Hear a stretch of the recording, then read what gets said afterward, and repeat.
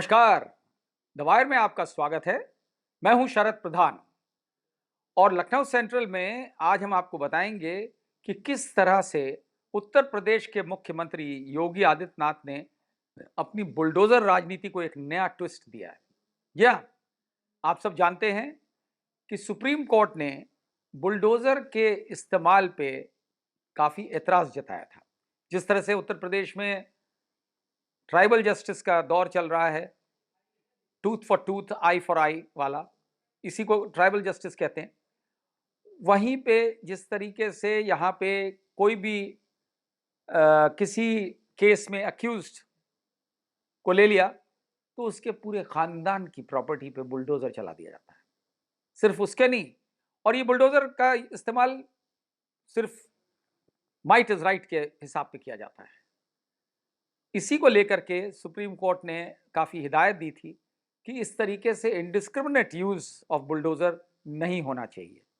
लेकिन योगी जी तो योगी जी हैं, उन्होंने एक नया तरीका निकाल लिया। अब यह हुआ कि भाई आंख बंद करके बुलडोजर चल जाता है, एतराज करता है। फिर पहले तो उन्होंने ये निकाला था कि कह दिया कि ये नाजायज कंस्ट्रक्शन है, इसलिए गिराया जा रहा है। नाजायज का मतलब था कि उसका नक्शा पास नहीं है।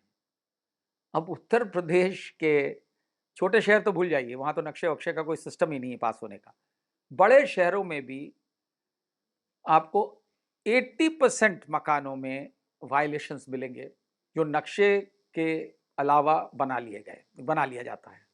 और इसी तरीके से लगभग 40 से 50% ऐसे हैं जो बिना नक्शे के बनते हैं। लेकिन सबके मकान तो नहीं गिराए जाते, ढूंढ ढूंढ के गिराए जाते हैं। और खासतौर से उस व्यक्ति का नाम देख करके, कोई भी केस में फंस गया और अगर नाम उसका खान है, अहमद है या इस तरीके का कोई और नाम है तो फिर उसकी शामत आ गई। खाली उसकी नहीं, उसके पूरे खानदान की आ गई। बहुत रेयर आपको मिलेगा कि शर्मा और तिवारी और सक्सेना और गुप्ता के खिलाफ इस तरीके की कार्रवाई मिले। लेकिन जहां अल्पसंख्यक समुदाय से आप आते हैं तो आपने अगर जरा सा भी वायलेशन किया तो आप गए काम से। मतलब आपने कोई गलती भी कर दी तो भी गया। और यही हो रहा है अभी बहराइच के मामले में।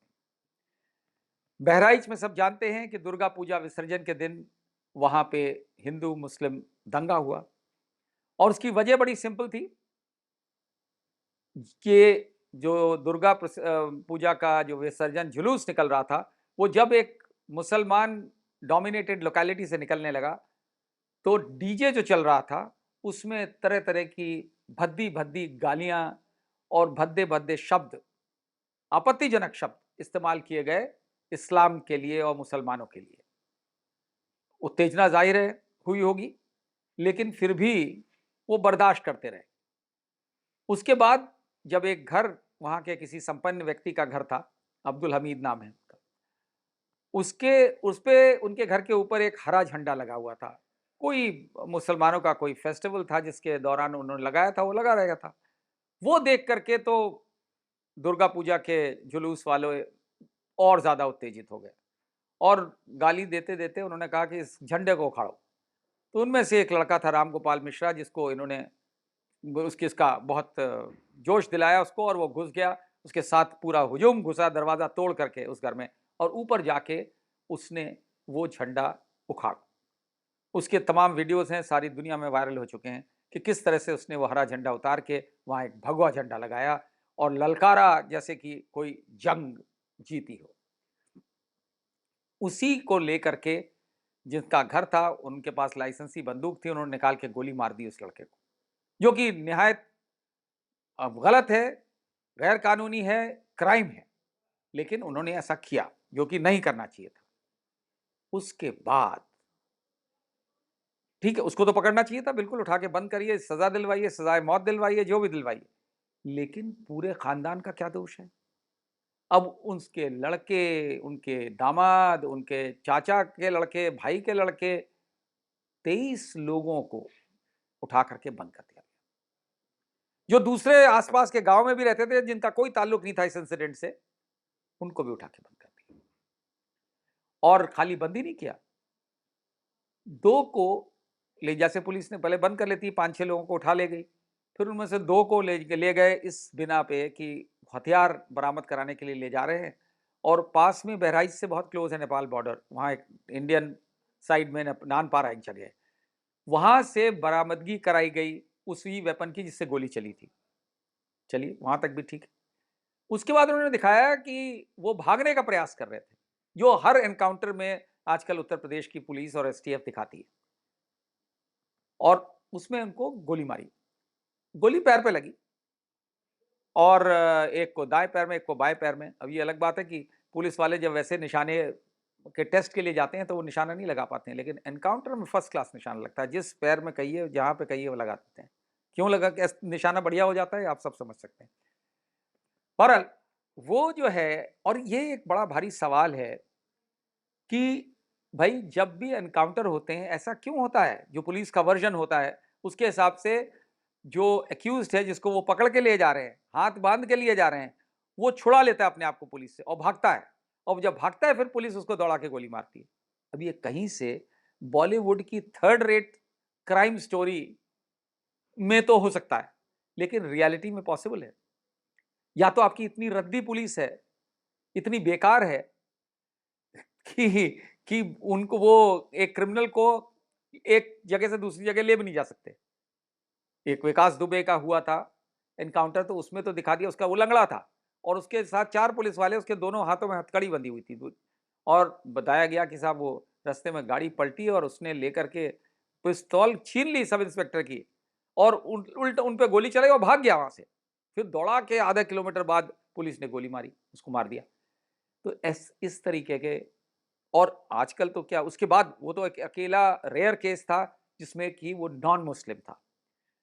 अधिकतर केसेस में आप देखेंगे टारगेट पे होते हैं अल्पसंख्यक, यानी मुसलमान, और वो जो इनका एग्रेसिव हिंदुत्व की राजनीति है उसको बड़ा सूट करता है, क्योंकि मैसेज ये देना चाहते हैं भारतीय जनता पार्टी और आरएसएस वाले कि हम मुस्लिम्स को इसी तरह करेंगे ट्रीट, सेकंड ग्रेड सिटीजन्स की तरह, और इतनी नफरत फैला रहे हैं क्योंकि उससे वोट मिलता है। मैसेज ये देना है कि साहब देखिए, हम हिंदुओं के लिए हैं। कितना हिंदू धर्म फॉलो करते हैं ये किसी को नहीं पता है, दिखता भी नहीं, लेकिन उसके नाम पे वोट जरूर हासिल करते हैं, ये बता करके कि मुसलमानों से नफरत करो। और इनकी डेफिनेशन में हिंदू वही है जो मुसलमान से किसी हद तक नफरत करे, और नफरत फैलाने का ये बड़ा आसान तरीका है कि बता करके कि देखिए ये कितने बुरे लोग हैं, इन्होंने उसको मार दिया। अब वो जो दुर्गा पूजा के प्रोसेशन में लोग थे जिन्होंने ये हरकत करी, उनके घर में घुस गए, उनमें से किसी के खिलाफ कोई मुकदमा दर्ज नहीं किया गया। सारी गलती उन लोगों की है, और उनकी, चलिए उनकी तो गलती है जिसने गोली चलाई, लेकिन बाकियों की क्या गलती है कि वो भी मुसलमान हैं और उनके रिश्तेदार हैं। ये भी कहानी वहां पे खत्म हो जाती, शांति हो गई थी उस महाराजगंज कस्बे में जहां बहराइच का वो हिस्सा है। लेकिन अब लेटेस्ट 17 तारीख को, एक 17 तारीख की डेट का एक नोटिस चस्पा किया गया है सबके घरों में उस इलाके में, वो भी, उसमें भी अधिकतर 95% मुसलमानों के यहाँ, कि उनके घर में उन्होंने एनक्रोच किया हुआ है सड़क पे, और 3 दिन के अंदर या तो वो खुद हटा लें, नहीं तो पीडब्ल्यूडी डिपार्टमेंट हटाएगा और उन पे फाइन लगाएगा और खर्चा भी उनसे लेगा। अब ये एनक्रोचमेंट सदियों के बने हुए मकान हैं। 2 साल पहले वहां उनको एक मार्किंग करी गई थी सड़क पे, 23 फुट बीच से दोनों तरफ मिलाकर के 23 फुट की सड़क है, इसमें एनक्रोचमेंट था, सही बात, वो सब हटा ले। अब की बार उसको रिवाइज कर दिया गया कि 60 फुट की सड़क हो रही, इसलिए सब लोग अपने जो भी इसमें आता है वो एनक्रोचमेंट है, और 3 दिन में हटा ले। अब 3 दिन में आप किसी मकान को हटा सकते हैं? कोई मशीन लगी हुई है कि उठा करके ले जाए मकान को, कहीं शिफ्ट कर ले? और इसमें सिर्फ 3 मकान हैं 23 में से जो नॉन मुस्लिम्स के, हिंदूज के हैं। वो इसलिए चपेट में आ गए हैं क्योंकि उसी लाइन में थे। मजे की बात क्या है कि दूसरी तरफ के मकान जो हिंदूज के हैं तो ऐसी भी नपाई बड़ी ग्रेट होती है कि 60 फुट की सड़क होनी तो सड़क के बीच से नापा जाता है, 30 इधर 30 इधर, लेकिन यहाँ पे एक तरफ से नापा गया है, जिससे कि सिर्फ मुसलमानों के मकान और मुमकिन है एक उनके पीछे मस्जिद है वो भी आ जाए। दूसरी तरफ जहाँ हिंदुओं के मकान है वहाँ कोई नोटिस भी नहीं दिया गया है।